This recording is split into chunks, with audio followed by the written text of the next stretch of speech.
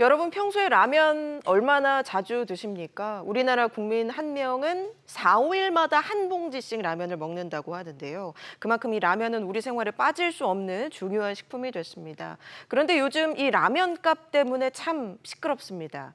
추경호 경제부총리가 국제곡물 가격이 안정되고 밀값도 떨어졌으니 라면값을 내려야 한다라고 공개적으로 발언을 했기 때문인데요. 라면 가격 그동안 뭐 때문에 또 얼마나 올랐고 이 정부의 주장처럼 이제는 좀 내릴 때가 된 걸까요? 또 이 밖에 장바구니를 무겁게 하는 다른 제품들의 상승 배경까지 찬찬히 짚어보는 시간 마련했습니다. 정철진 경제평론가와 함께하겠습니다. 어서 오십시오. 네, 안녕하십니까? 네. 네. 주말이었죠. 추경호 경제부총리가 한 발언, 라면값 발언 때문에 네. 화들짝 업계가 놀라고 네. 예. 주가도 흔들리고. 잠잠한 듯했던 물가 논란 이슈가 다시 확 불이 붙었는데 어떻게 보셨어요? 그렇습니다. 이제 소비자 물가에 대한 앞으로 예. 향후 추이에 대한 이야기를 하다가 이제 라면 가격 이야기가 나온 건데요. 작년 한 해를 놓고 보면 이제 우크라이나 사태 네. 관련해서 세계 곡물 가격이 폭등을 했었고 그 중에서 국제 소매 가격이 뭐 거의 단기간에 70% 가까이 오르지 않았었습니까? 예. 그런 이후에 이제 국내 라면 업계는 그것을 명분으로 삼아서 네. 뭐 3사마다 좀 다르겠지만은요. 회사마다 한 10% 정도씩 이제 가격을 올린 상태입니다. 최근 1년간 라면 물가 지수는 한 이제 15% 정도가 예. 오른 이런 것이었었는데 최근 2년으로 보면 20% 넘죠? 맞죠. 예, 그렇게 올렸습니다. 그런데 정말로 공교롭게도 정점을 찍은 국제 소맥, 이 밀 가격이 이후에 급락을 합니다. 그래서 최근에 한 40% 가까이가 작년 뭐 여름 뭐 중반기 대비 이제 40% 이상이 이제 하락을 하게 됐으니까 예. 추경호 경제부총리가 바로 이 점을 콕 집어서 이야기를 한 겁니다. 아니 국제 소매 가격이 올라서 가격을 올랐다면 이렇게 떨어졌으니까 그렇다면 라면 가격도 다시 인하할 가능성이 있는 것이 아니냐. 그런데 또 그때 이런 말을 덧붙였어요. 정부가 직접 이렇게 인하해라라고 하면 압박이라든가 개입처럼 보이니까 그렇죠. 소비자 단체가 이 부분에 대해서 함께 좀 고민해봤으면 좋겠다라고 했는데 이건 이제 누가 봐도 우회적인 정부는 이제 라면 가격을 좀 내렸으면 하는 바람이구나. 예. 이제 이렇게 인식을 하게 된 것이고요. 이렇게 되니까 바로 라면 업계가 전전긍긍하게 됐고 뭐 주가가 순간적으로 하락을 하고 이런 모습들이 나온 겁니다. 실제로 국제 곡물값이 많이 내리긴 했죠. 그렇죠. 굉장히 많이 떨어졌습니다. 작년에는 정말로 이 정도까지 오른다고 할 정도로 폭등을 했다가 마치 롤러코스터를 타듯 또 폭락을 하게 됐는데요. 작년 한 해를 놓고 보면 우크라이나 전쟁이 될 거 말 거야 막 이러다가 1월에 갑자기 발발을 했죠. 그러면서 이제 솟구치기 시작을 하게 됐습니다. 예. 그러나 이제 작년 말 연초부터는 다시 이제 곡물별로는 안정을 한 것도 있고 올라가게 됐었는데 밀 가격 같은 경우에는 작년에 오히려 급등을 했고 이후 급락을 했고요. 예. 그럼 올해만 놓고 보면 누가 달리고 있느냐? 설탕이 또 랠리를 하고 그러게요. 있는 이제 그런 뭐 상황이 있습니다. 슈거플레이션이다 표에도 해서. 나오고 있죠. 그렇게 이렇게 케이스로 다르지만 큰 틀에서는 작년 대비 곡물 가격은 떨어지고 있다는 표현은 맞을 것 같습니다. 네. 밀가루, 뭐 라면에서 절대적인 비중을 차지하는 원재료가 맞긴 한데 사실 네. 뭐 밀가루 말고도 다른 재료도 많이 들어가고요. 뭐 네. 인건비며 뭐 여러 가지 들어가지 않습니까? 네. 그런 면에서 봤을 때 라면 업계로서는 좀 억울할 수도 있을 것 같아요. 네, 그러니까 라면 업계도 지금 뭐 농심, 오뚜기, 삼양식품 고민하는 것 같아요. 예. 예, 하고 일부는 인하할 가능성도 있다라고 좀 내비치기도 하고 좀 여론도 라면 업계도 지켜보고 있는 것 같은데 그러면서 이제 라면 업계가 조심스럽게 본인들의 네. 업계의 입장을 내놓고 있는데요. 네. 그 핵심은 바로 그 부분입니다.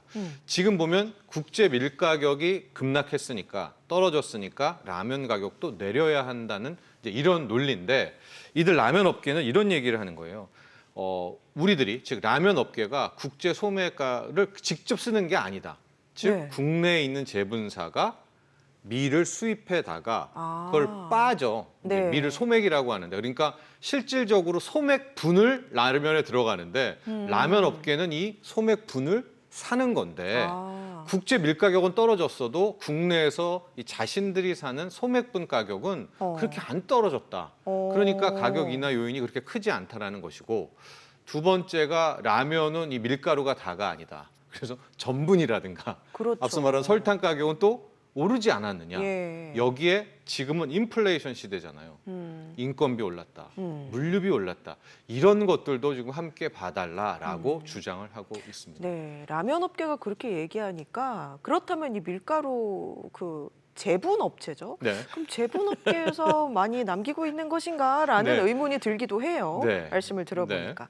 그런데 2010년에 사실 네. 라면 값을 인하한 적이 있었잖아요. 맞아요. 그때는 어떤 이유로? MV 정부 때였었는데 예. 이명박 정부 때를 돌아보면 이제 이거 외에도 라면 업계와 굉장히 날을 세웠었습니다. 뭐 이따 설명하겠지만 당시에 또 가격 담합을 가지고 또 과징금도 매기고 그랬었는데 예. 2010년에 똑같은 논리였었습니다. 당시에 그 MB 정부 때도 그 직전에 그 원자재 가격, 네. 뭐 유가도 그랬지만 곡물 가격도 많이 올랐다가 이게 떨어졌거든요. 그러니까 그 전에 올렸던 거 다시 반납해라라고 해서 한 6% 정도 최대 이제 인하를 했었었는데 이제 이거를 들이미니까 라면 업계는 이제 또 이제 이런 이야기가 있는 거죠. 예. 당시 2010년, 11년 상황을 좀 보면 물가가 오히려 이제 떨어지는, 금리도 떨어지는. 지금 무슨 얘기냐? 2008년 말 세계 금융이 터지고 나서 막 정신 없었잖아요. 그 여파였기 때문에 실은 전반적인 물가 수준들이 다 떨어져서 인건비나 물류비나 이게 소위 말하는 물가 안정기 하락 시기에서 국제 밀가격만 올랐다가 떨어져서 인하를 했는데 지금은 밀가격뿐만이 아니라 다른 부분도 물가가 오르고 있기 때문에 예. 국제 밀가격이 올랐다가 떨어져서 똑같은 뭐 명분 이유로 인하하는 건 좀 그렇지 않냐라고 이제 이게 업계의 주장입니다. 예, 예. 사실 라면이라는 식품이 네. 일반적인 식품이 아니잖아요. 서민 음식의 대표성을 띠는 식품이기도 네. 하고. 근데 또 라면 업계가 그 와중에 뭐 담합 이런 좀 안 좋은 소식이 들리기도 했고요. 그렇죠. 그런 면에서 좀 소비자들의 반감이 네. 이 가격 인상에 대한 반감이 좀 있는 것 같아요. 맞습니다. 이 라면이 정말 서민의 음식이고 전 국민들의 간식이자 뭐 주식이기도 한 이제 그런 제품인데 항상 우리가 느끼는 게 3사와가 거의 가격이 네. 동일하죠. 그러니까 네. 그래서 항상 담합 아닌 담합인가? 뭐 이런 어떤 의혹이 있으나 그렇게 살아왔었는데 이제 MB 정부 때 이제 이후에 아무리 봐도 담합 같아가지고 해서 당시에 과합 입슈를 제시를 했었었고요. 그리고 실제로 공정위 판결 결과 이제 담합이다라고 해서 1,000억 원대 네. 이제 소송에 걸린 적이 있었고 최근에 끝났긴 했지만 이제 이거를 빌미로 미국에서 오히려 예. 한국 라면 업계가 가격 담합하고 있다. 근데 이 소송은 오히려 라면 업계가 승소했어요. 이제 담합은 그래요? 아니다라는 이제 승소가. 그러니까 두 가지의 소송전이 있었었는데 국내에서 이제 담합 이슈가 있었었죠. 이제 그만큼 좀 전력이 있기 때문에 국민들도 라면 업계가 막 가격 올린다라고 했을 때 좀 예. 이제 안 좋은 시선으로 바라봤던 것이고요. 네. 라면만큼이나 또 저희 뭐 가공식품에 많이 들어가는 게 우유인데요. 또 어린 아이들이 많이 마시기도 해서. 네. 근데 지금 우유값, 원유값 협상이 네. 한창 진행 중인데 네. 뭐 지금 인상된다는 게 기정사실화 되는 것 같아요. 그렇죠. 이제 올렸고 또 이제 추가 인상도 가능성이 예. 매우 높은 것이 이건 이제 낙농업계는 이제 이런 얘기를 많이 하죠.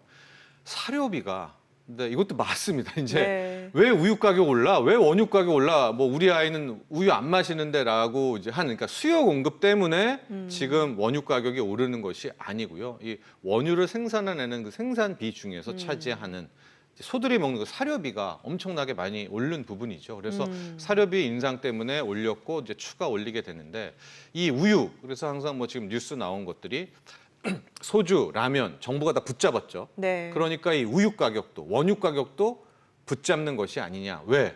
이 원유라는 것이 뭐 과자에도 들어가고 빵에도 들어가고 그렇죠. 네, 그렇기 때문에 아예 밀크플레이션이라는 용어도 있잖아요. 원유 가격이 오르면은 이게 공산품 가격까지도 끌어올린다라고 하는 이제 그런 추세이기는 한데 이게 어제 오늘 오히려 농림부에서는 예. 원유는 아닌 것 같은 뉘앙스를 좀 그러니까 즉 원유를 마치 라면처럼 가격 인상을 못하게 하지는 않을 것 같은 뉘앙스를 좀 그래요? 비쳤습니다. 그러니까 현 상황에서 밀크플레이션, 즉 원유 가격 인상이 전반적인 물가 상승에 차지하는 영향은 그리 크지 않다. 그러니까 이렇게 좀 우회적으로 얘기한 부분이 예.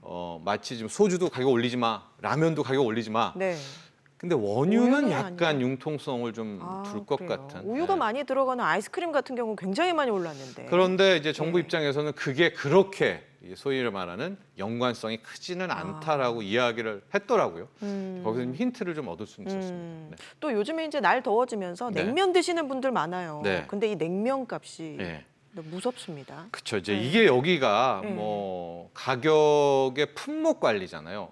라면은 안 돼, 소주는 안 돼. 이렇게 정부가 나서서 했을 때 좀 왜곡 또 공정성 논란도 함께 나오는 건데 이런 와중에 정부가 건드리지 않고 있는 라면, 이 냉면 가격은 좀 천정부지로 올라서 네. 냉면의 평균 가격이 12,000원입니다. 하고 아, 비싼 그래요? 데는 어. 16,000원, 18,000원까지도 지금 냉면 가격이 뭐 거기도 메밀 뭐 이제 전부 뭐 이런 이제 논리로 이제 같이 이제 오르게 됐었는데 또 뭐 삼계탕 가격들 또 뭐 예. 비빔밥 가격들 또 삼겹살 그러니까 지금 보면 실제로 가격 인상이 라면 소주 말고도 정말 깜짝 놀랄 만큼 많이 올린 가격들이 있는데 그러게요. 정부가 딴 건 놔두고 라면 소주만 이제 이런 분명히 이제 왜곡과 형평성 논란이 제시될 수 있는 대목입니다. 이창용 한은 총재가 네. 최근에 근데 정부 쪽에서 음. 뭐 좀 물가가 좀 안정되고 있다. 네. 조만간 이제 2%대도 갈 거다. 이런 얘기를 하는 와중에 네. 이창용 총재가 물가 안정 아직 아니다라는 얘기를 시사했거든요. 네, 네. 그렇죠. 조금 결이 다른 분위기예요. 네, 왜냐하면 지금 물가 안정들 또 정부가 이제 계속해서 압박하는 부분들을 잘 보시면 서비스 물가 쪽이 아니라 국제 원자재 에너지 가격의 하락을 통한 물가 하락입니다. 이게 무슨 얘기냐면 쉽게 말하면 지금 물가가 많이 떨어진 것처럼 보이잖아요. 이게 하나만 꼽으라면 유가가 급락해가지고 이렇게 떨어진 것처럼 보이는 겁니다. 우리 이제 라면에 이슈가 됐던 밀 가격이 뭐 이건 폭락이죠. 뭐 40% 50%가 떨어져서 반토막 나서 이렇게 물가가 떨어진 것처럼 보이는 거고 이제 이거 가지고 이제 물가 내려라 하는 건데 만에 하나 이게 다시 올라가 버리면 어떻게 되겠습니까? 또 물가 상승률은 높아지게 되겠죠. 그렇죠. 그래서 정작 물가를 잡는다는 거는 이거 외에 서비스 물가라든가 공공요금 물가라든가 이런 것들의 물가가 떨어져야 되는데 예. 오히려 지금 나오는 부분들은 이 물가는 더 오르고 있거든요. 그러니까 이창용 총재 입장에서는 지금 마치 물가가 떨어지는 것처럼 보이나 이거는 아직까지 안심할 수가 없다. 언제든 국제 에너지 가격, 원자재 가격이 오르면 헐헐 타오를 수가 있는 것이기 때문에 늘 계속해서 아직 긴장의 끈을 늦춰서는 안 된다. 이런 말을 하는 겁니다. 네, 뭐 불행 중 다행이라고 해야 될까요? 네. 오늘 전기요금은 3분기에 동결을 하겠다라는 네. 발표가 났어요. 네. 예. 불행 중 다행이기도 하지만 예. 또 이게 과연 다행이라고 이야기할 수가 있을까? 좀 논란이 많은 전기요금 동결입니다. 어느 정도 한 지난주부터 예상은 좀 했었습니다. 왜냐하면 올해 여름에 전력 수급이 괜찮다 이렇게 이제 발표를 했거든요. 그러니까 이거는 결국 전기요금을 안 올리겠다라는 거에 우회적인 이제 이야기였었고요. 결과적으로는 이제 3분기에 정부와 한국전력공사는 이제 동결을 하게 됐었는데 예. 요인은 크게 두 가지입니다. 첫 번째는 국민 부담이 너무 크다 네. 하고 두 번째는 앞서 우리가 직전에 말했던 국제 에너지 가격이 하향 안정되고 있기 때문에 이 두 점, 그러니까 한전 상황을 좋게는 못 만드나 하향 안정이 되면 더 악화되지는 않을 거잖아요. 이런 것들을 통해서 3분기 동결 그리고 여당 쪽, 여권 쪽, 정치권에서는 아예 4분기까지도 요금을 안 올리고 버틸 수도 있다. 이제 이런 얘기가 나오고 있는데요. 여기엔 좀 생각해볼 문제가 하나가 있습니다. 네. 지금 이 모든 가정은 국제 원자재 가격, 에너지 가격이 안정화된다는 조건이 있잖아요. 만에 하나 이게 들썩일 경우에 그때는 또 어떻게 해야 되냐 하는 문제가 하나가 있고요. 그리고 그때 공공요금을 뒤늦게 올리면 100% 물가를 또 자극하게 되거든요. 그러니까 이렇게 되면 금리를 또 올려야 되는 이제 이런 물가적 차원이 있고 세 번째는 한전 자체의 문제입니다. 예. 지금 최근 2년간 누적 적자 38조, 올해만 6조 이미 적자가 났고요. 한전채를 거의 78조, 80조를 발행하고 있는 상황에서 저 아무리 공기업이라고는 하지만 저런 적자 투성이로 둬도 되는가? 이제 일종의 압박을 한 거잖아요, 정부가. 그런 어떤 우리에게 많은 고민거리를 안겨둔 동결이었다. 이렇게 평가하고 싶습니다. 알겠습니다. 물가를 둘러싼 이슈들 정철진 경제평론가와 짚어봤습니다. 고맙습니다. 감사합니다.